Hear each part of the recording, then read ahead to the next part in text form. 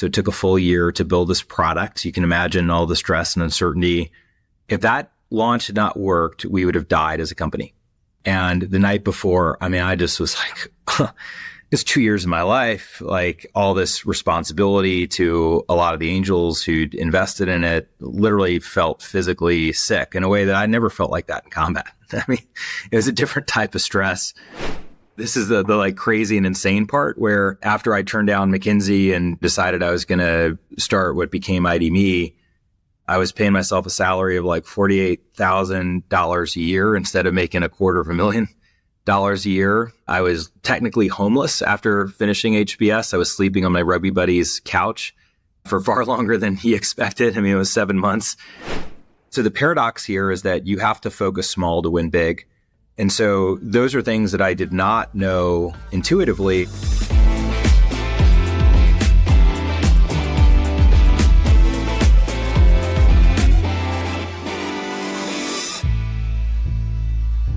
Hello, everyone, and welcome to FinTech Leaders, coming to you from New York City. I'm your host, Miguel Armaza. I'm a co-founder of Gilgamesh Ventures, a venture capital fund that backs early-stage FinTech entrepreneurs in the US and Latin America. If you enjoyed this conversation, I invite you to leave a review on Apple Podcasts or Spotify so more people can learn about FinTech leaders. In this episode, I sit down with the amazing Blake Hall, CEO and co-founder of ID.me, one of the leading US companies in identity verification with over 130 million users.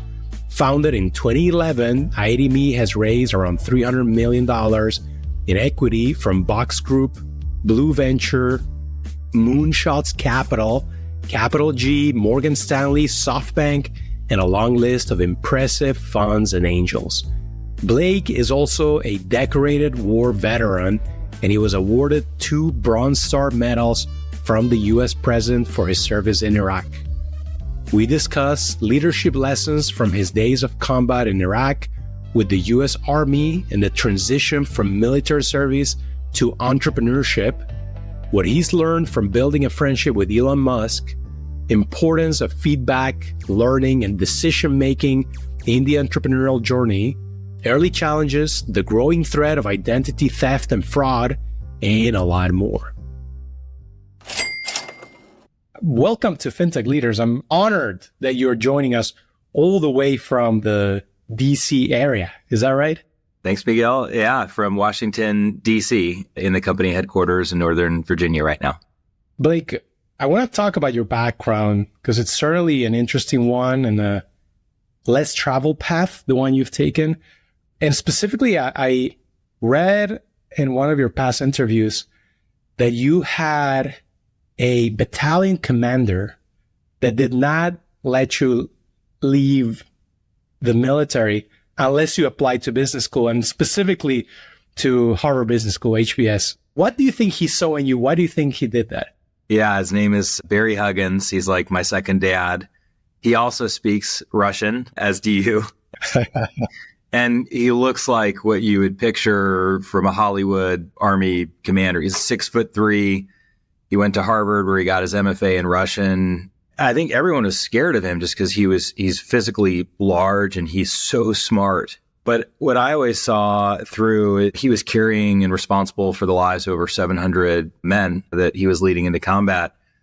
And I built a relationship with him, one, through performance. I took an underperforming platoon that was 13th out of 14th. And several months later in the next exercise, it tested 1 out of 14, which is a testament really to the non-commissioned officers in that platoon. But the second thing was, whenever I screwed up, people were really insecure and thought that like they couldn't show vulnerability.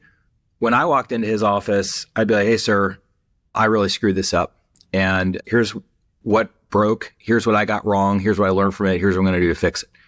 And often he'd be like, okay, like, don't be so hard on yourself. I'd be like, Roger, sir, leave. And so like I never got yelled at, which was not the case for other folks in the unit, but it's just because I understood how he ticked and I understood that what every relationship and leader really wants is they just want clear alignment on the baseline, that if something is wrong, that, hey, this is wrong. And then the diagnosis of why.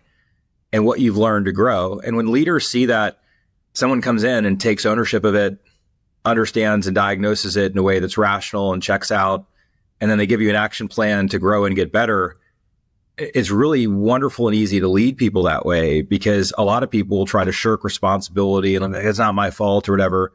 And so I think it was performance and it was ownership and accountability and learning and growth. And we built a really wonderful relationship. He changed the arc of my life by giving me responsibility to lead the recon platoon, which is usually given to the most senior of roughly 24 lieutenants. I was like 23rd at 24 in terms of seniority, and he put me into that position, and I love him to death for it. So when it came time to leave the military, I was going to go back to Vanderbilt, where I'd done my undergrad in Nashville. Wasn't even thinking about applying to Harvard, and he used some colorful language, and he's like, hey, listen, he's like, if you're going to go to business school, you're going to apply to Harvard, or I'm not going to write the letter. And it's wonderful when you have leaders who believe in you and give you confidence and see things in you that you don't see yet. And he was that for me. When you were deployed, one of the things you were doing was you were leading a troop in Iraq that disabled vehicle bomb networks. I mean, this sounds pretty extreme. So I was in Iraq from June 2006 to September 2007. And if you look at the graph of like roadside bombs and violence in Iraq, there's kind of a baseline that there's a huge spike where it goes up. And that bell was essentially our deployment to Iraq. I fought in Mosul, in Baghdad, and in Karbala, a little bit of Lake Tartar and the outskirts of Fallujah as well. And yeah, our mission was to hunt senior Al-Qaeda leadership and some of the Quds proxies. The last mission that we had was to destroy a vehicle bomb network that was operating out of southern Baghdad that had killed thousands of civilians by putting car bombs into markets. And so, yeah, it was definitely intense, and the stakes couldn't be higher. Like if you don't catch a target, I mean, that means a car bomb might go off. And I think some of the habits and that responsibility that was drilled into me for 15 months when you're operating under those conditions were really formative to shaping me into who I am today as an entrepreneur and a CEO of a technology company. A few years ago, back when I was in large corporate world, I had the chance to meet at an event General Stanley McChrystal. Yeah. And the only thing I asked him was, how does he compare the parallels of the pressures in battle where there's lives at stake versus the pressures in the corporate world? And he said they're actually not that different in his mind. Mm-hmm. Is that how you feel a little bit now that you are obviously leading in the business world? Yeah. I mean, the context and the use case is different, but the fundamentals of what was blocking humans from coordinating were the same, in that humans tend to be tribal. And so when we go into our different bureaucracies or teams, we tend to sort of like section off and look at the world only from our perspective. And what General McChrystal did, which is wonderful, he created this thing called the fusion cell. And the fusion cell was just basically designed to make sure there was information sharing across all the 3-letter agencies and DoD, and even, Department of Agriculture is over there because we're trying to rebuild infrastructure, and rebuilding the economy is a big part of that. And I think from a leadership perspective, the thing that's fundamentally true is that the more information you give to folks, the more shared context. And if you trust your people, they're going to make better decisions. And once they understand the trade-offs that like, oh, maybe I was going to do this in my silo, but now that I have more context, I realize that if I did that, I would actually hurt these other agencies and what they're trying to do. Let me go over there and talk to them. That's the thing where it's just the same, that you need to create forums for information sharing and transparency. And in this case, like physical proximity, where like all the desks were, the one that I saw in European Command, like everyone was like in a circle. And so you literally could not just say, oh, I need to talk to them. They are like 2 desks over, and you just go over and you have the ability to like talk to them right away. And so I think good leaders set the conditions for shared context and transparent information sharing. And then they also look at physical context to make sure that those communications can happen with less transaction costs. And so I think if you were to look at remote work and sort of the tax on comms and alignment and relationships and everything else today, you would start to see some of the same challenges that General McChrystal was fighting through and what he fixed with the fusion cell. Let's talk about that transition from the Army to entrepreneur. You didn't go straight to it. You obviously had those 2 years at HBS, and then you spent a little bit of time in corporate world. What was key for you to making that transition successful? Yeah. Well, the first thing was after combat, Harvard Business School for 2 years, I joined the rugby team and I got some of the locker room camaraderie for that. But I had friends that were killed and I'd faced my own mortality. I just needed kind of a couple years just to get my own head right and to process what I'd been through.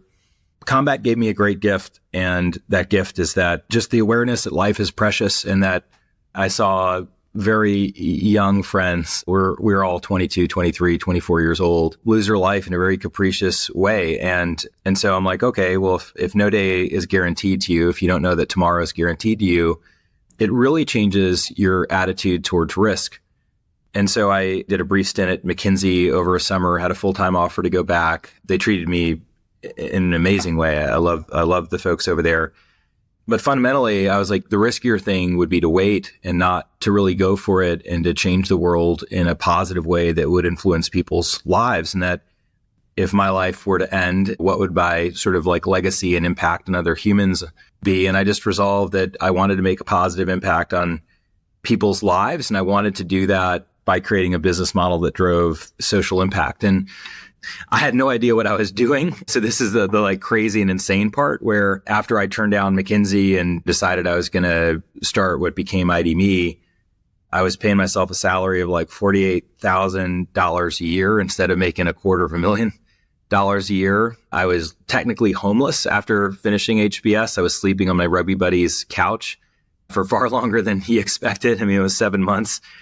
And similar to the conversations I had with myself when I was going through Ranger School, I was like, good job, Blake. Turned down McKinsey and $250,000. You're now making $48,000. You've never worked in business before outside of a lawn mowing business and lifeguarding. And not only do you start a business in tech as a moonshot. And when you're not really qualified to do that, like, way to go. So these were like my inner monologue conversations with myself at night when it was just me on the couch and then Tanel in Estonia, our co-founder and CTO. And it was really scary, but it was just driven by that desire for purpose and to live a life that was meaningful. When did that, let's call it insecurity or a bit of doubt, when did that start to go away? Never goes away. I think it gets replaced by other things, but I think it's good to be constantly questioning your decisions. I can't remember if it was Mark Andreessen or Ben Horowitz. It's the strong opinions that are weakly held. So, a few layers to it. Like fundamentally, I knew that I needed the root purpose in my life that would lead to a life of that I would be satisfied with. And that, again, I don't know that without combat, I would have had the courage to take a leap and to decline a very safe and comfortable and lucrative offer and to really go for it. Now, on top of it, where that sort of monologue was going was you don't necessarily have the skills to do what you need to do. And so if I have one superpower, I would say it's learning and also knowing what I don't know. And so then the process of acquiring mentors and folks who are really smart in areas where I'm not, and that business school kind of gives you this broad sort of doctrine. But there's a huge difference between like learning about combat and battle and actually leading a combat patrol and leading men in battle. And that's what I didn't have. I didn't have any of those reps. And so what that sort of exchange was, all right, let's take stock of what you do and don't have. Turns out I did have a pretty significant technical foundation and identity from what I'd been doing, in a counter-terror perspective where I really understood SIM swaps and tenure and what we call pattern of life and how bad guys operate, how good people don't operate. And there's like mathematical differences between the two that you can model and becomes really important when you're doing identity verification. But there was a lot that I didn't know about selection, about how to build a great culture in a context that is not the military where we have very different norms, what skills I needed as far as like understanding authentication systems and enterprise IAMs. And so that voice like really drove me to say, well, what do you need to do in order to be qualified and to be credible. And then that became my roadmap for myself that, all right, let's go do that. And as long as you don't run out of money and give me enough time, I'll eventually get the skills I need in order to lead. But it's always driven by self-awareness, self-doubt, and the knowledge that if you don't execute in a timely fashion on your own roadmap, you'll probably fail. Blake, take me back to the days when you were raising the seed round around that time, maybe closer to the Series A. Sounds like one of the things you did right is you actively surrounded yourself by complementary people, complementary to you, to your co-founders. What are some of the things that you did wrong? Well, oh my gosh, that I did wrong. I think, so I'll walk through like a two-step. With David Tisch, it was one of the first checks into the company. He wrote me like a $20,000 check after we had coffee together in Boylston Street in Boston. And David then became the first managing director for Techstars New York a couple months later. So we had a phone call maybe a few months after he wrote the check, and he said, tell me about what you're doing. And I was describing, I went to military.com and I talked to USAA. And so he's like, Blake, everything that you just told me all sounds like business development. He's like, what are you doing about the product? I was like, what do you mean? He's like, well, you're in tech and it's a technology company. Like, what's going on with the product? And I was like, oh yeah, we're doing these other things, but I'm focused more on the distribution piece right now. And so David really like recentered me, and he goes, listen, what I want you to do is I want you to read this book called 4 Steps to the Epiphany by Steve Blank. And Steve Blank is like a godfather of Silicon Valley. He's, I think, started 8 companies, IPO'd 5 of them, which is just unbelievable. Also an Air Force veteran. And Steve Blank basically wrote an application of the scientific method to scale a company by stage. And that book became incredibly important to reframe how I think about the business. Paige Craig, who's also a very well-known angel investor, similarly, when I was talking through him, he was like, Blake, all right, it's not military and veterans, it's your entry. He's like, who is your alpha customer? And I like talked, and he's grilling me. I was like, Paige, I don't think I know what an alpha, can you explain to me what that is? And he's like, it's a very specific definition of who you're actually solving problems for. And I was like, okay, got it. And so then I refined, it's not, if you think about the military, World War II, Korean War, Vietnam, Gulf War, post 9/11, there's all these different segments with dramatically different needs based on age and when they served. And then it's 85% male in terms of wearing the uniform. But the military spouses, just like moms, control 80% of household spending. And so you have to be really precise about, it's not just this community of like 22 million people. Who specifically are you solving the problem for? And in that wisdom, you can hear Paul Graham at like Y Combinator give the same advice in different ways. It's better to build a product that a small group of people love than a product that a lot of people are lukewarm about. And so the paradox here is that you have to focus small to win big. And so those are things that I did not know intuitively, and between David and Paige really grounded me in the scientific method and the doctrine, and then how to apply it by really, really deeply understanding the initial segment that you're solving a problem for, and having like a weird detail about their lives and their behavior and their needs. Because really, like, you're solving problems for them. And if you get that right, you then get the opportunity to kind of serve them in different ways, just kind of like enterprise SaaS works too. Oftentimes for founders, you start with an initial vision. You have, as you mentioned, your alpha customer. And then at some point you realize, okay, this can be a much bigger vision. And I think as an outsider, it seems to me that that's what happened with ID.me. You started solving one problem for a more limited number of people.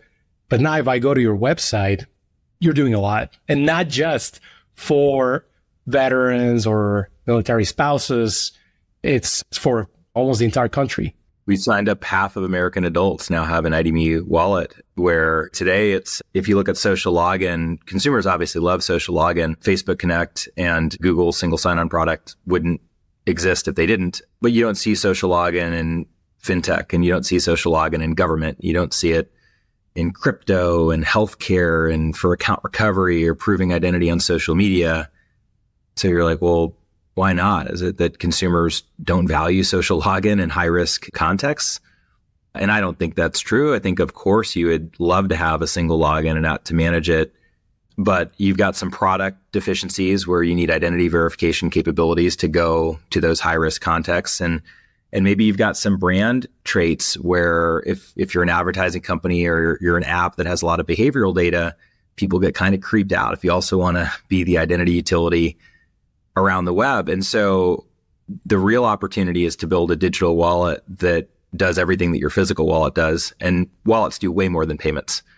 Think about all the access permissions that your driver's license unlocks that like maybe a healthcare credential gives for you at patient check-in or when you're at the pharmacy and things like that. And so everything kind of became a stepping stone once we saw the big opportunity for how do we take our early entry communities and then sequence them together in order to realize this bigger vision. And if you look at all the big companies, like Amazon started as an online bookstore, Facebook started as a social network for the Ivy Leagues and then for students, and then they grew up with their user base. Pinterest started with Midwestern moms. Red Bull was anchored in counterculture, adventure-seeking men in their 20s and still is centered in that with Red Bull gives you wings and cliff diving. Like people drink it for its functional benefits, but it's really for that anchor core audience. Uber was for affluent riders and black car drivers. And so again, you want to be really focused on what seems to be a niche market, but then in your head, you're like, okay, well, what are the stepping stones that if I put these things together ultimately leads to a category changing and defining? So I can talk through some of the insights because that was not, it's apparent now, and 130 million users. We signed up 60,000 new users a day. We became a unicorn in 2020 doing really like, we'll have a profile that would be on par with companies that IPO in the latter half of next year, which is really wonderful. We'll see what happens with the markets. But a lot of it was just learning in the scientific method. And I'd love to talk about things that I almost screwed up and almost killed the company at different points, because I think that's the real part of the journey that I don't want to confuse your audience and just be like, this is how you're uber successful and everything else. I mean, it's been incredibly stressful the whole way through. Yeah, please do. I mean, when you think of company near-death experiences, what comes to mind? Yeah, so we were doing a few things. First, we wanted to be a destination site in like a gated garden as an app, where if we verify that you're military or a student or a first responder, brands could distribute benefits and offers that they had for those communities. And they already had these programs. But they were confined to brick and mortar distribution. And so the learning in the early days was these brands were like, you don't have any users. You've got like tens of thousands of users. And we were talking to Microsoft and Under Armour, and they're like, look, that's just not meaningful. We were spending most of our sprints on identity verification to make sure that you were a part of these communities to sign up for the app. So maybe 60, 70% of all of the sprints was tied to the authentication piece. Some of the brand feedback was, could you build like these capabilities as like a wallet or an API that we could build into our own channels so that we could use our own website? Your instant verification capabilities are really neat. And then we could deliver these benefits like we do in store, like you're just the ID check part of it. And as soon as we got that feedback, that was really helpful. Now, a few things were happening at the same time. We had daily deals was really hot. This is at the time of Groupon, Living Social in like 2011. And so I said, well, that seems to be a viable business model. So the gated garden will kind of copy that model to get going, because we didn't have enough content to just populate a full marketplace. But if we could just get one or two great offers at a time from really well-known brands, like you could kind of build and compensate for some of the supply side deficiencies that you have. I started looking at the cohort data, and the churn rate was just unsustainable. Not just the active unsubscribes, but passive unsubscribes as the engagement in the list fell. And I actually talked to Living Social's CEO at the time and was like, I don't know, because he's in DC. I was like, I don't know what you're seeing, but this doesn't look like a sustainable business model, like e-commerce is a sustainable business model. And so between that feedback, that cohort analysis, the feedback from the brands about the verification, I went up to Andy Dunn, the founder of Bonobos Apartment in New York, And it was a really intimidating crowd. There were the founders of Warby Parker and Venmo, Andy Ratcliffe, who's Hall of Fame VC and was running Wealthfront at the time, gave a talk. And after he gave the talk, I was talking with one of the founders of Warby Parker, and he said, "How much money have you raised?" And I was like, "Oh, 2.5, like 3 million." And he just looks at me and he goes, "Don't fuck it up. Big stigma." And I was like, God. So on that train ride back to DC from New York and from Andy's apartment, I was just thinking the whole time. And I was like, all right, you've got the feedback from customers. You have the cohort data. There's two paths. You can continue to go down the path you're on and you're just going to bleed out slowly and people will sort of leave little by little and then you'll be out of money.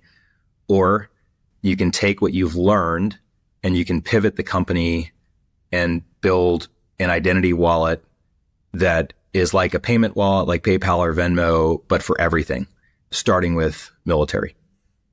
And when I went into the office on Monday, I talked to our team and I was like, hey, listen, everything that we were doing before, we're going to change it. And here's why. And so we did that. We had to raise a bridge with like investors. But at this time, I knew we had to pivot the whole business model. So when we raised that, I mean, I was so stressed during that year. I literally felt like I wanted to throw up. In 2012, we ended up launching into Under Armour's checkout flow and with like Telluride ski resorts and a pilot program with VA where we were doing the authentication on their site as an identity wallet, social login. And we launched with Under Armour, I think November 12th of 2012. So it took a full year to build this product. You can imagine all the stress and uncertainty. If that launch had not worked, we would have died as a company. And the night before, I mean, I just was like, it's 2 years of my life, like all this responsibility to a lot of the angels who'd invested in it, literally felt physically sick in a way that I never felt like that in combat. I mean, it was a different type of stress. And then we signed up, I think it was like 48,000 users in the next 45 days. And I was like, there's product market fit. But it was crazy. And so then the rest of the story's arc makes sense from there. But that was really, really crazy. And to talk to the team about everything that you've been working on, we're going to stop and was wrong and go back to investors and do it. But it was always grounded in like, here's what we learned about the market that we didn't know before. And here's how we're going to capture the opportunity. So I love that story. On one end, you had customers telling you that they needed something specific and they thought it was a good idea. And on the other hand, you were paying attention to the data, right? Yeah, I guess you were tip of the spear in terms of seeing that the daily deal model was a kind of collapse under its own weight.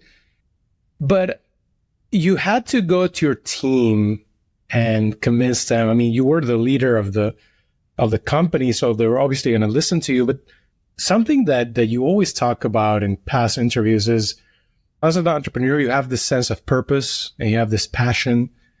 But how do you transmit that to the members of the company in a way that they'll follow you? So I'm a huge fan of Aristotle and Plato. I think they solved humans. If you want to know how humans actually work, don't pay attention to any of the modern theories. Read Aristotle and Plato. They solved like 99% of it. And Aristotle had 3 rules for public speaking: ethos, which is credibility; pathos, which is the emotional hook to a story; and then logos, which is the logic of the story. If you nail those 3 things in any audience or communication forum, people will follow you. And so let's talk about credibility for a moment, because there's a non-obvious component to it. Part of credibility is your resume. And so look, Army Ranger, Harvard Business School, decorated in combat, like, I've got that part of it. The other part of credibility that people don't talk about as much is the part that I like practiced even when I was not a leader with Colonel Huggins, which is vulnerability. And if you want people to listen to you, this is what a lot of brands get wrong, that brands will only talk about positive things that they do and people are skeptical. And so all that positive messaging just deflects off because people are like, I don't know if that's real, or that's just like marketing spin or BS or whatever. Warren Buffett, when he does his investor letter, the first page of what he writes about is all the things that he messed up. He writes about all the things he messed up. He kind of does what I did with Colonel Hyatt. And then he's like, this is what we learned, this is what we're going to do better. when you start conversations like that, it breeds deep trust and credibility. Because once folks are like, oh, Blake doesn't sugarcoat anything. He's like, because they all know, it's maybe not going, and the engineers are looking at the data too. And so are the sales folks are having a tough time, and the marketers. And when I come in as a leader and go, hey, you probably all felt this in different ways, but what we were doing, it was just wrong. This is not the actual need in the market. And here's why. And if you want to blame anybody, you could blame me, but really a startup is about using the scientific method. I view it as a legal form of insider trading, where you're running experiments to learn things about the market that nobody else knows. And that was Steve Blank's insight too, that like the reason that like you never hit your business model projections as a startup is because you have not found a scalable business model yet. You're still running experiments and testing hypotheses that people will pay for the solution to the problem that you think you're solving. And the best way to do that is, will they actually pay for it?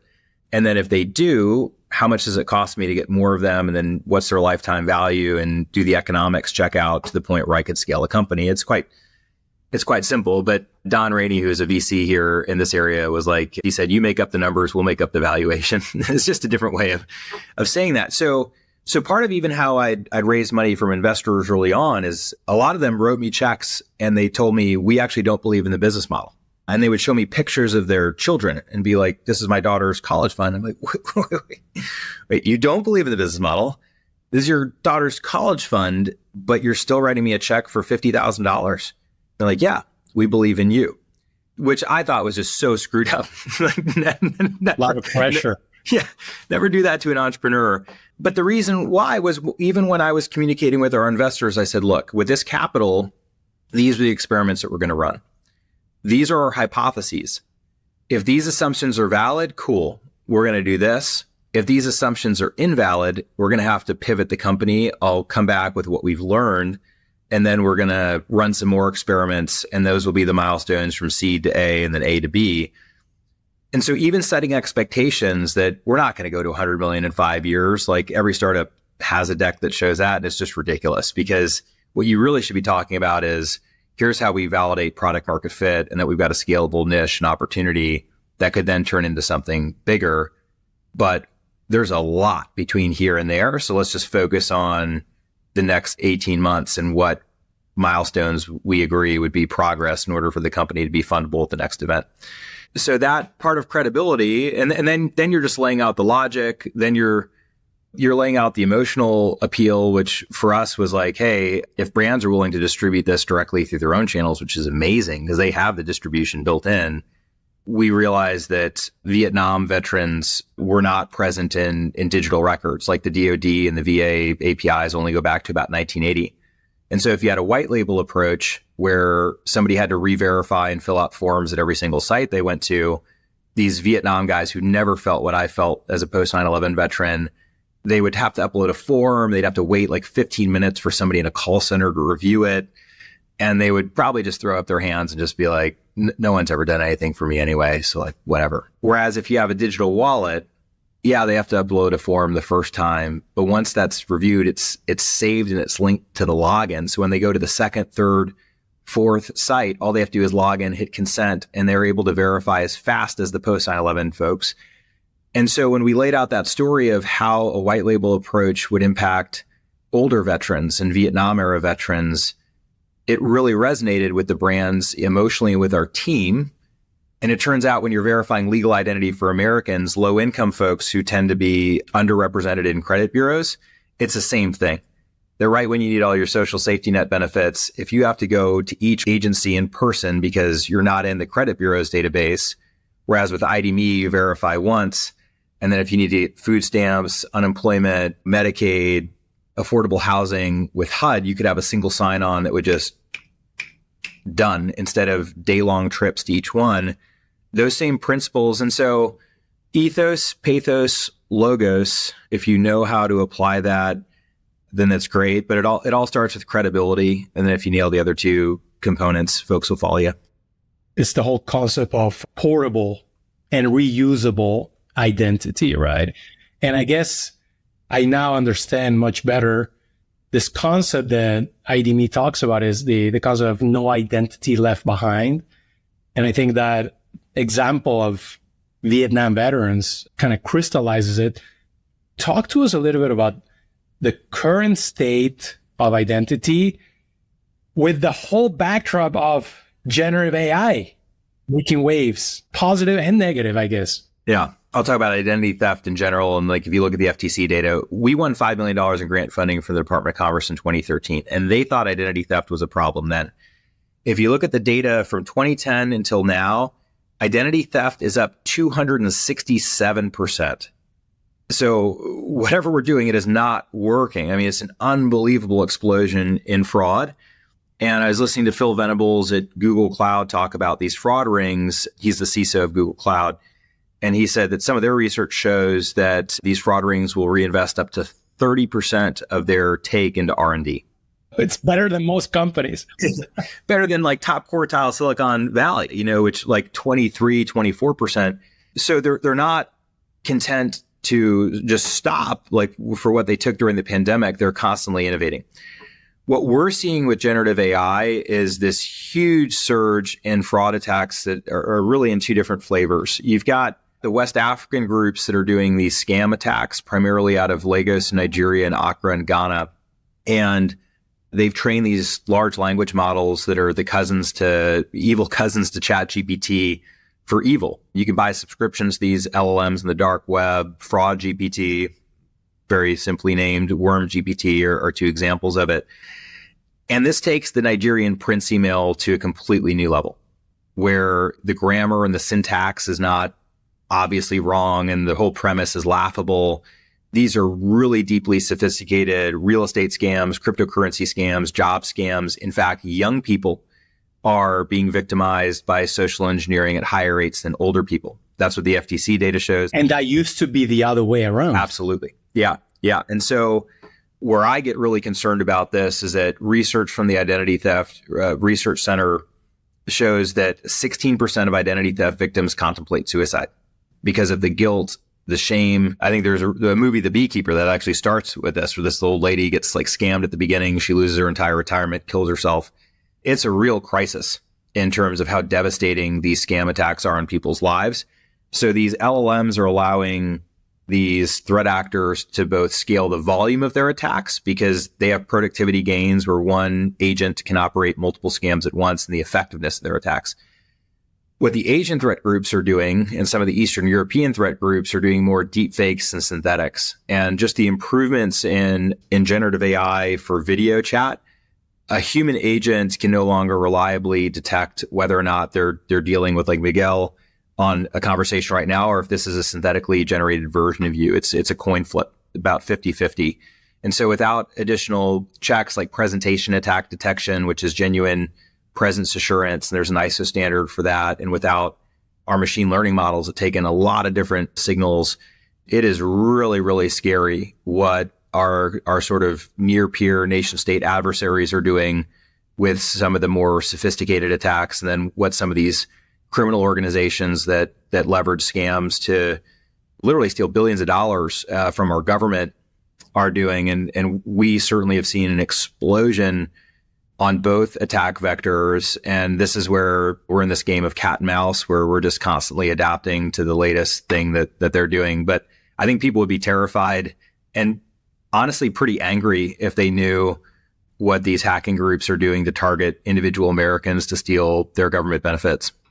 A really good but scary podcast, I don't know if you know it, is called The Perfect Scam. And every episode, they dive deep into one type of scam. SIM swapping, identity theft, and the list is endless. And each episode is scary. I can't listen to all of it. Yeah. You should check it out. Blake, wanted to switch gears a little bit in the time that we have left. I know you've built a relationship with Elon Musk. What have you learned from him? He's amazing. I think first, there's the great man theory of history. I think he single-handedly proved it, because it's not just one or two companies. It's like, I think like 10 of them. It's unbelievable what he has accomplished in terms of his vision and being right about the big ideas and then being able to assemble teams that can execute on it. I don't think we've ever seen anything like it. What I've noticed in conversations is we have a value here. It's details are everything. And it's about domain mastery. And we also have a value that's ask questions like a 5-year-old, because 5-year-olds have this amazing, uncensored sense of wonder. And they're not afraid to ask questions. And if they don't know, they just ask because they want to know. And they have this like sense of wonder. And somewhere we lose that. When we were having dinner, just the breadth of knowledge that he had. We talked a little bit about Ukraine, and I had been in J5 plans for European Command. So South Ossetia, Abkhazia, the invasion, history of the Crimean Peninsula, Donetsk, Luhansk. He was able to talk in detail about the history of all of those things. My wife is a surgeon, and then he was like turned to her and he's talking about Neuralink and the immunologic response and like what he thinks with mRNA and like cancer and how that will work. And then he's turning to Amit Yoran at Tenable, and they're talking cyber stuff. And so just the mastery of detail in different domains was unbelievable, really, truly exceptional. I think the second thing was he's very kind. When we went into Army Navy, there's this like infinite selfie loop that just forms around him where just people, it's crazy. Never seen anything like it.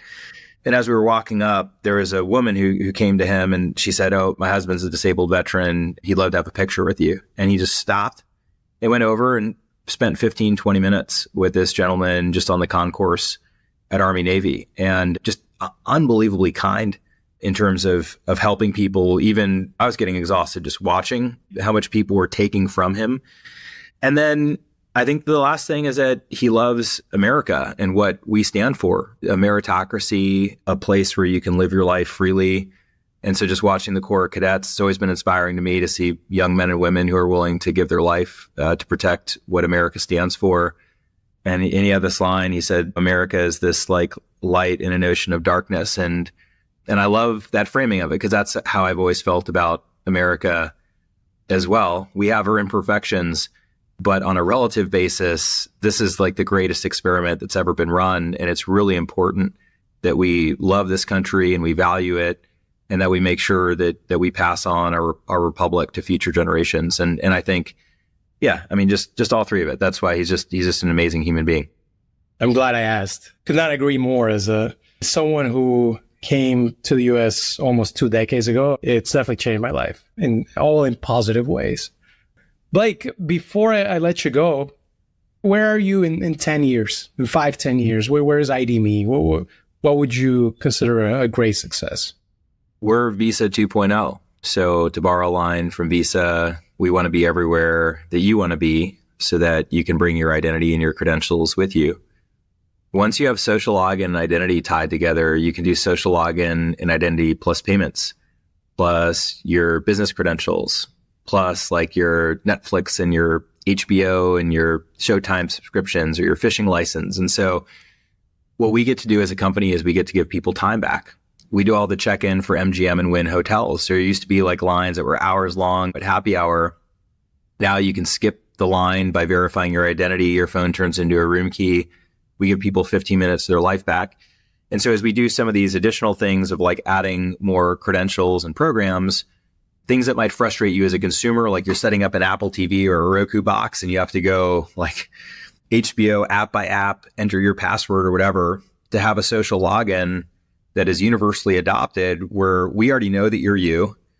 You could just pick your different subscriptions and we could send an API call to the provider and have it come back, and you just saved an hour of your life. The content providers have lower churn because it's easier for paying subscribers to get access to what they want. We actually have more trust that the actual person's watching the content, that Netflix. So you could pick your use case and your vertical, but we want to take what we view as toll booths, where you have to manually process like portal by portal, and we want to turn it into digital fast lanes where you essentially have this wallet that just takes friction out of your life and makes it a lot more convenient and secure, the same way that Visa got rid of cash payments. And that's certainly something that we probably take for granted. We're just applying it to everything. Well, Blake, it's episodes like yours that made me wish I had the same format as Lex Friedman or Joe Rogan, because I could have you here talking for hours and we'll still be learning. But thank you for all you've done. Thanks for inspiring so many people. And especially thank you for stopping by the FinTech Leaders podcast. Thank you for having me on. I think it's wonderful, the community that you've built, and I believe in paying it forward. So some of the harder things that we went through and the lessons learned could be helpful to future entrepreneurs. It's time well spent. And I think that's also part of what's great about this country is just paying it forward. Absolutely. Thank you, Blake.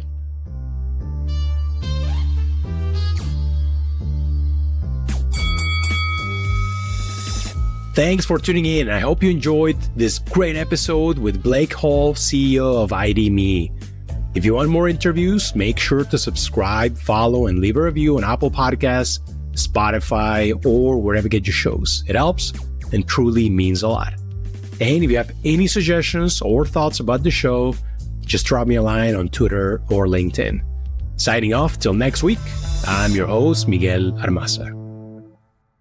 The FinTech Leaders podcast is for informational purposes only and should not be considered financial or investment advice.